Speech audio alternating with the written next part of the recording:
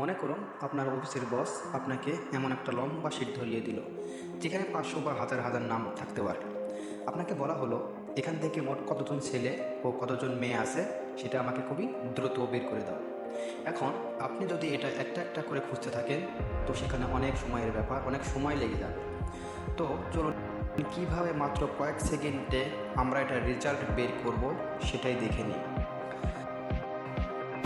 প্রথমে আমরা equal sign অথবা সমান চিহ্ন টাইপ করব, তারপর কল করব কাউন্ট ইফ, তারপর জেন্ডার কলাম থেকে পুরো কলামটি আমরা সিলেক্ট করে নেব, দেন কমা দিব, তারপর ডাবল কোয়েশ্চেন মার্ক কল করব। দেন এখান থেকে আমরা যেহেতু প্রথমে ফিমেল বের করতে চাচ্ছি তো আমরা সেখানে ফিমেল টাইপ করব।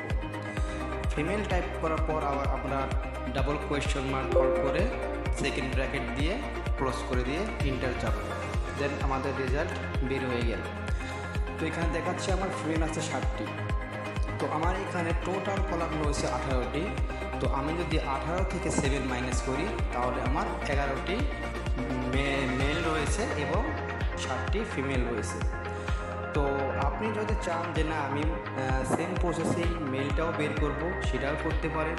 দেন আবার আমরা সেই সেম প্রসেসেই ফিমেলের জায়গায় জাস্ট মেল বসিয়ে আমরা মেলের রেজাল্টও দেখতে পারি।